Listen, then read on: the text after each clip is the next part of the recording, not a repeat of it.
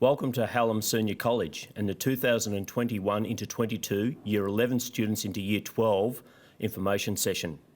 We begin all college events by acknowledging country. We acknowledge the traditional owners of the country throughout Australia and recognise their continuing connection to the land, waters and culture. We pay our respects to their elders, past, present and emerging. In this session, our presenters will cover a range of topics relating to being ready for 2022. Our key presenters are Marita Elvish, Head of Careers and Pathways, Adam Cooper, the Assistant Principal and Director of Head Start, and Michael Boyer, the Sub-School Leader. The structure of the presentation will be over 4 key areas: future opportunities for the students, the pathway options that need to be considered, the counselling process and timeline, and finally the key contacts and resources. I'd now like to pass over to our Pathways Coordinator, Ms Marita Elvish. The world of work has changed dramatically over the last decade. I've seen different careers grow that hadn't been around 20 years ago, and we were told to counsel students into one area. So they would do a careers test, and that careers test may say this student is suited to do a trade, or this student is suited to do a science degree. But the world has changed dramatically, and our students are going to experience 5 to 6 different careers over their lifetime with 17 different employers. So it's very important that after 13 years of schooling at Hallam, we're preparing them for the changing world. We're talking about future jobs, and we're enabling them to be skilled in terms of transferable skills for the future. And we want them to learn that ongoing learning keeps opportunities open. So whether they're working in customer service through to a CEO for a big company, learning doesn't stop. If we look at future jobs and the growth areas, our number one area in Australia is healthcare. So we have seen an ageing population, so a number of jobs are there in the aged care sector. Since COVID, we've had a real emphasis on our intensive care nurses, our nursing sector, our community health sector, so that's growing. Education and training is another area of growth. If you look at where we live in the KC area, pretty much on every corner there is a childcare centre, a primary school and an aged care home. So that's another area of growth. Construction, again in the city of Casey and the southeastern suburbs, there's a huge growth of estates where we're looking at a booming construction industry. Science and technology is another area of huge growth, particularly in the IT field, where we're looking at things like cybersecurity, networking, etc. So it's very important that when students are starting to think about their future, that they're aware of where jobs are. If we look at these skills in a little bit more detail, it's very important that, again, at the end of 13 years of schooling at Hallam, that we are enabling our students to develop transferable skills.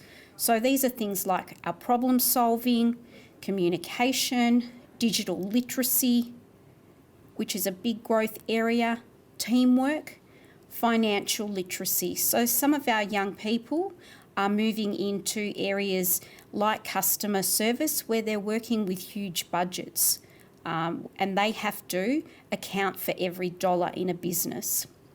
Presentation skills are important and the harsh reality is that people judge us on how we appear before we even open our mouth and they get to know us.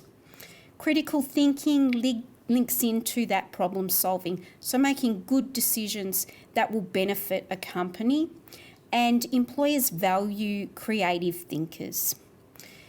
At Hallam, we also enable our students to develop technical skills, mainly through our VET programs, but these are industry-specific skills. So things like licences, so we enable students to undertake their white card, first aid certificates, etc. And in our hairdressing, beauty, plumbing, there are specific skills that students are taught which will enable them to go into trade areas. The certificates that we offer at Hallam, and our current Year 11 students are involved in all three of these, but just a recap for parents is that we offer the VCE, the Victorian Certificate of Education, we offer VCAL, the Victorian Certificate of Applied Learning, and we offer VET, which is Vocational Education and Training. And if you remember, we offer about 15 of these VET courses, and students are able to do them at school on site. Just a recap of the VCE. Students need to remember that it is a 2-year program. It requires a satisfactory result in a minimum of 16 units. English is compulsory, and particularly at Year 12, students cannot fail English. That will mean that their whole certificate will not be available to them at the end of 2022. And in addition to that, they have to complete sequences, at least 4 subjects in the same year, and stay in that subject all year. So at Year 11, we've had students move from Unit 1 Psychology into Unit 2 Health. We've got that flexibility at Year 11 where they can move, but at Year 12 we do not. Once they commit to a Year 12 subject, they must stay in it to get their certificate. VET subjects also are part of the VCE, and we've got students in Year 11 that are undertaking 1 or 2 VET subjects. The big difference for our current Year 11 students next year is if they're doing VCE, they will be able to obtain an ATAR, which is determined by the Victorian Tertiary Admissions Centre. When we look at our VCE subjects, students are aware, if they've started VCE, that these are very theory-based. Some subjects have some practical components, so our science subjects, for example, our VCD subjects, our studio arts. All subjects require our students to complete regular homework, and the key thing at Year 12 is revision. So it's just not enough to do the classwork. A student must be able to revise all the terms that they've learnt throughout the year. Next year, the biggest difference, I suppose, in terms of assessment, at Year 11, students have just received an S or N for completing their work. Next year, all Year 12s will complete SACs and SATs. Now, SACs are in those subjects like your health, your psychology, your PE, where they do assessments throughout the year that contribute to their score.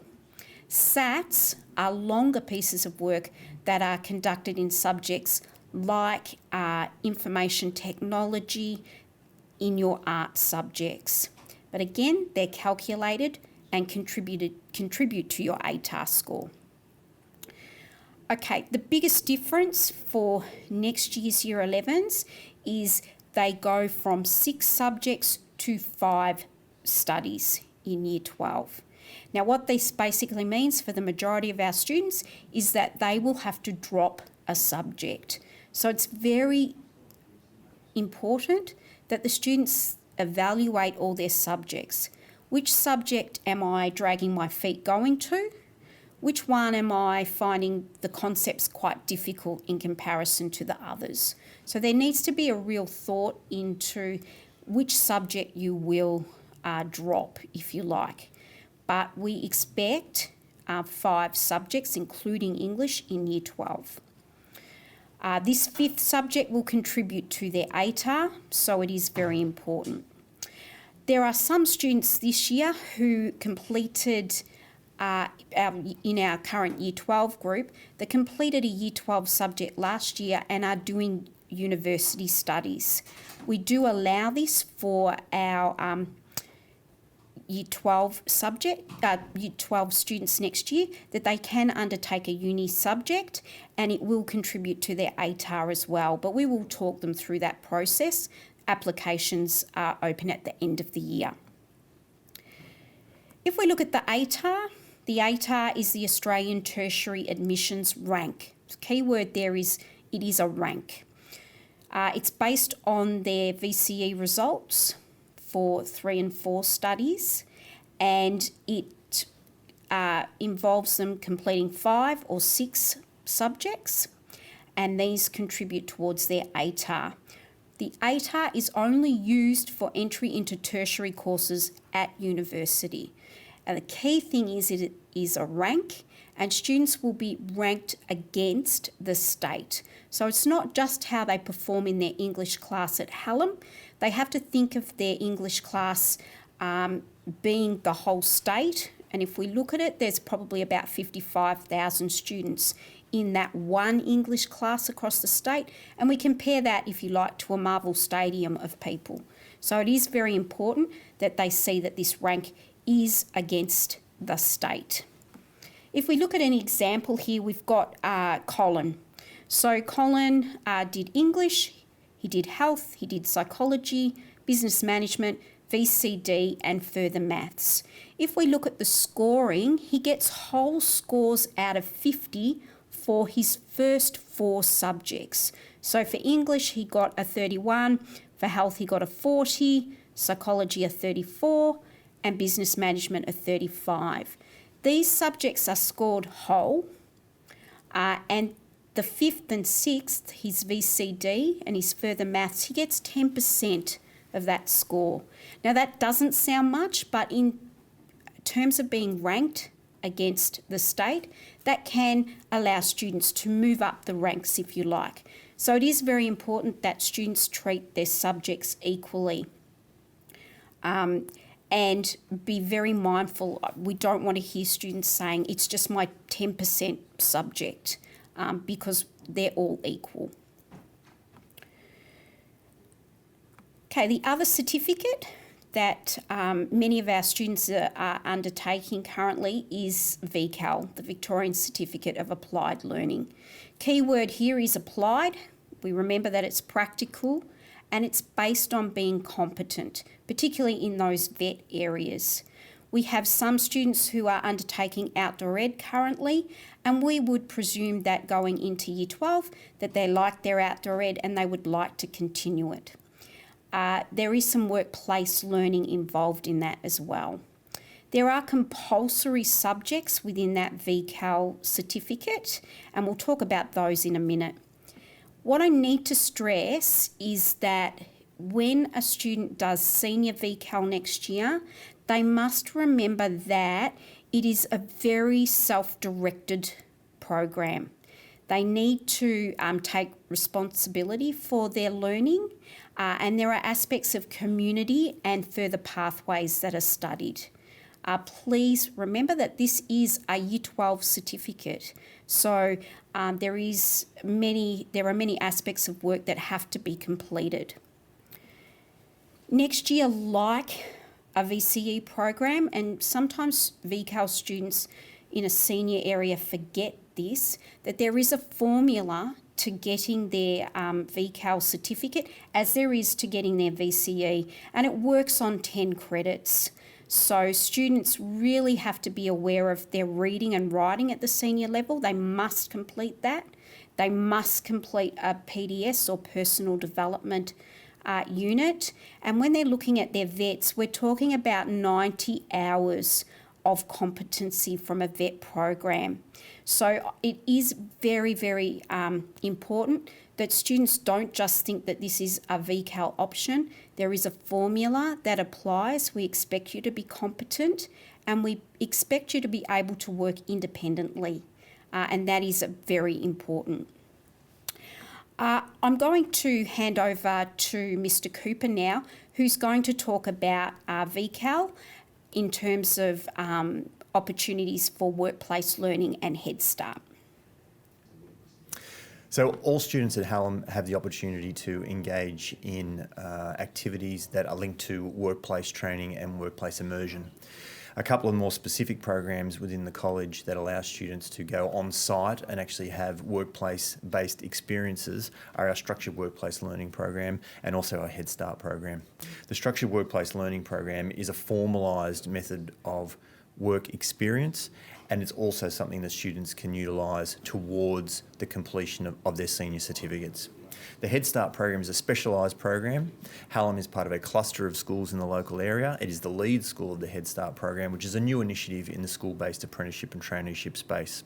It allows students who wish to undertake an apprenticeship or traineeship to do so within school time whilst also completing their Year 12 qualification. So it really does give them a head start on getting into employment. We talk about paid employment at Certificate 3 level, an actual traineeship or apprenticeship as an employee who's also completing their schooling. Pathways that are linked to the Applied Learning Program at Hallam include pathways into TAFE, and these are TAFE pathways into courses beyond Certificate 2 level, so they may also be apprenticeships or traineeships, or also diploma level courses.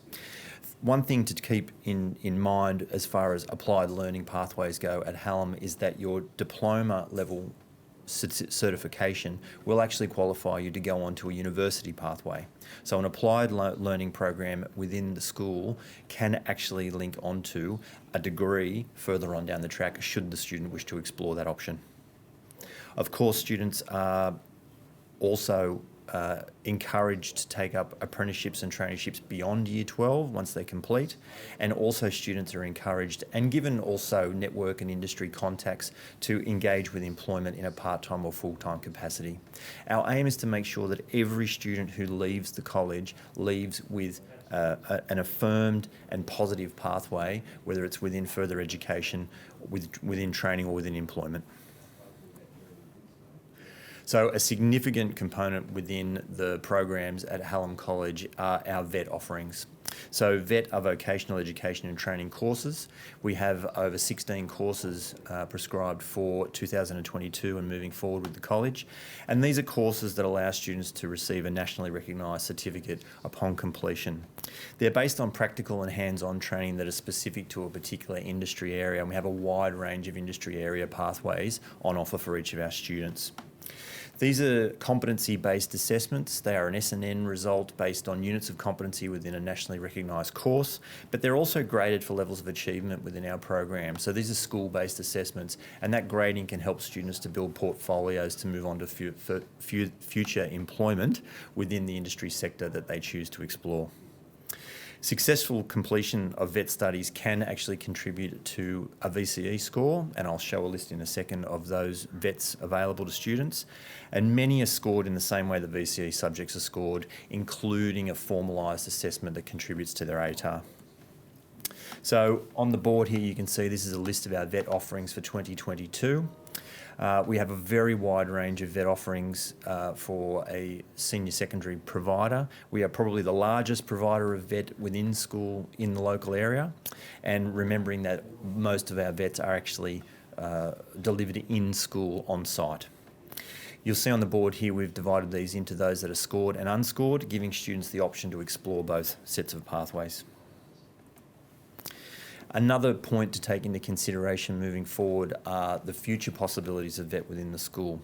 Moving into 2022, we have 4 new offerings in the VET space that we are looking to explore for students wishing to take on pathways in the areas of electrotechnology, rail fundamentals, future tech and engineering.